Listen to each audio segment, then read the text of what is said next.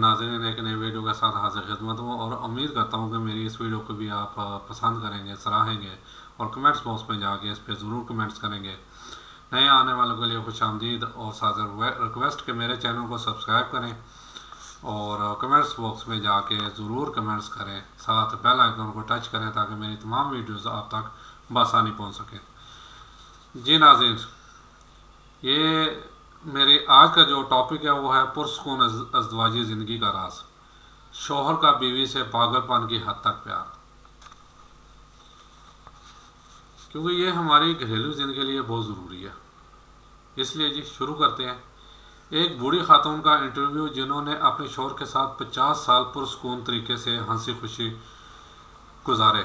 खातून से पूछा गया कि इस 50 साल पुरसुकून ज़िंदगी का राज क्या है। क्या वो खाना बनाने में बहुत माहिर थी, या फिर उनकी खूबसूरती उसका सबब है, या ढेर सारे बच्चों का होना उसकी वजह है, या फिर कोई और बात है। बूढ़ी खातून ने जवाब दिया। सुनिए वो क्या कह रही हैं। बहुत मज़े की बात है जी। ज़ाहिर है 50 साल ज़िंदगी गुजारी अज़दवाजी, और वो भी कामयाब। मेरा ख्याल है इस टाइम कोई 5% ऐसे लोग होंगे, सिर्फ 5%। तो बूढ़ी औरत ने क्या जवाब दिया जी। पुरसुकून शादीशुदा ज़िंदगी का दारोमदार अल्लाह ताला की तौफीक के बाद औरत के हाथ में होता है जी। असल में ये राज है। असल ये कह रहे हैं दरिया को कुएं में बंद करें, तो ये कुएं में बंद कर दिया उन्होंने कि सिर्फ औरत के हाथ में है पुरसुकून ज़िंदगी अगर गुजारनी है तो। अच्छा जी,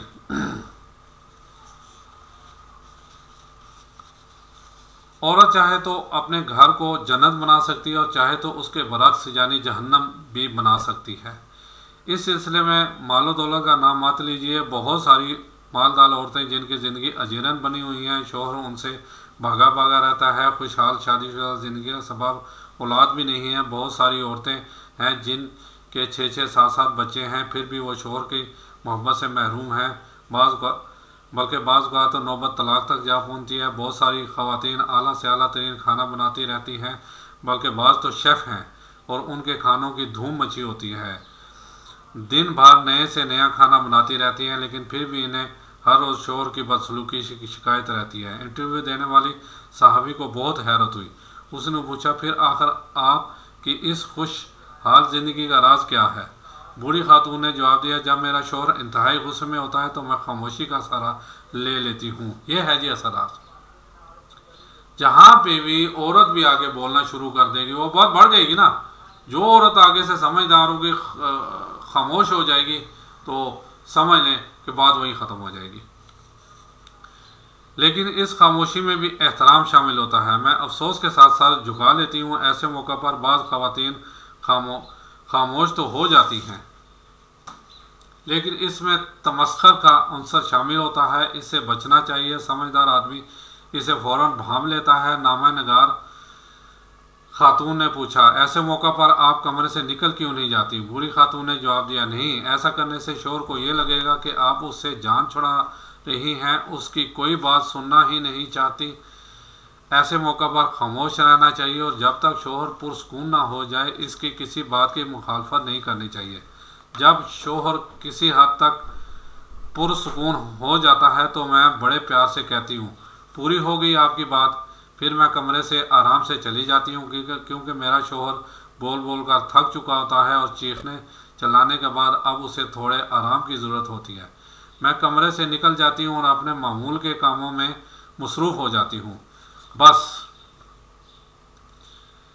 खातून साफ़ी ने पूछा, इसके बाद आप क्या करती हैं। क्या आप बोलचाल बंद करने का असलूब अपनाती हैं, एक आध हफ्ता बातचीत ही नहीं करती अपने शौहर से।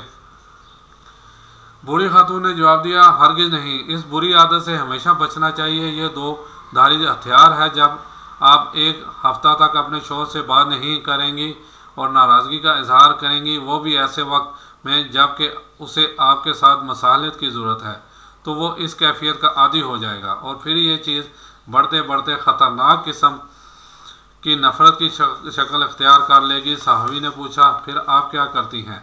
बूढ़ी खातून बोली, मैं 2 से 3 घंटे बाद शौहर के पास एक गिलास जूस या एक कप कॉफ़ी का लेकर जाती हूँ और मोहब्बत भरे अंदाज में कहती हूँ पी लीजिए। हकीकत में शोहर को इसकी ज़रूरत होती है। फिर मैं उससे नॉर्मल अंदाज में बात करने लगती हूँ। वो पूछता है कि क्या मैं इससे नाराज़ हूँ। नहीं तो मैं बड़े प्यार से उसका हाथ सहलाते हुए कहती हूँ।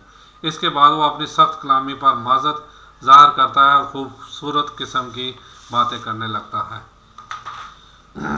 इंटरव्यू लेने वाली खातून ने पूछा, और आप उसकी ये बातें मान लेती हैं? बूढ़ी खातून बोली, बिल्कुल, मैं कोई अनाड़ी थोड़ी हूँ। मुझे अपने आप पर पूरा भरोसा है कि आप चाहती हैं कि मेरा शौहर जब गुस्से में हो तो उसकी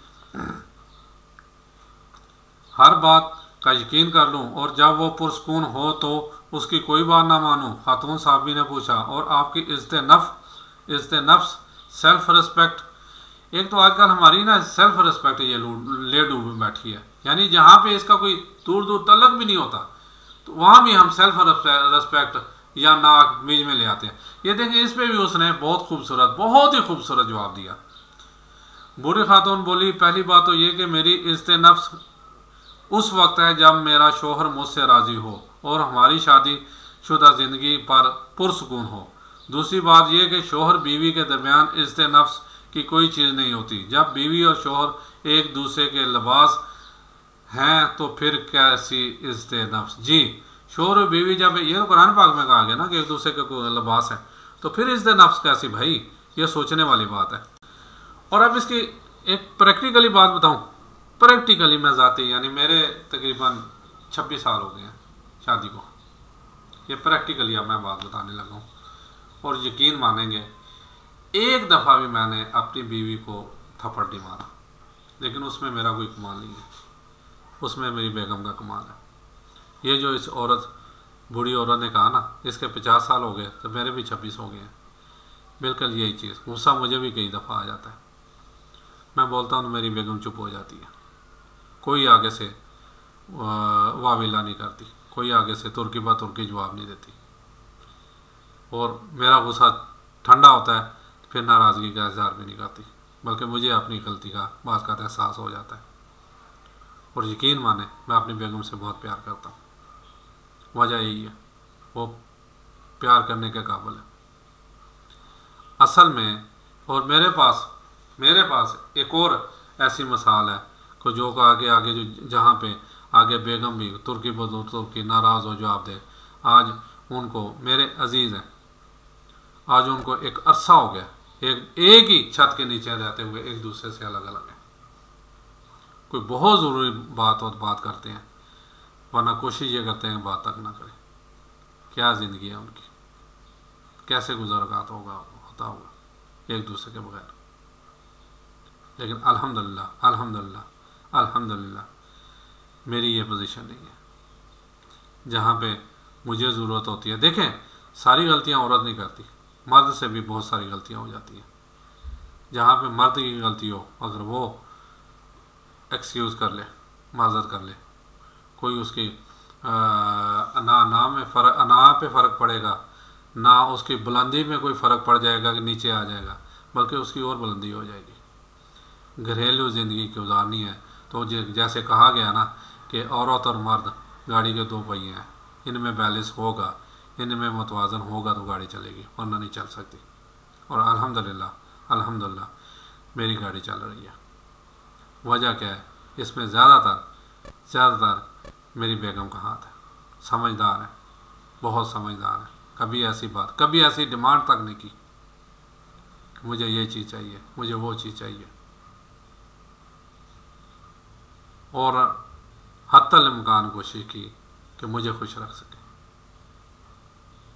यानी अगर दुनिया में जन्नत देखनी हो ना, तो मैं समझता हूँ ऐसी बीवी हर किसी की हो।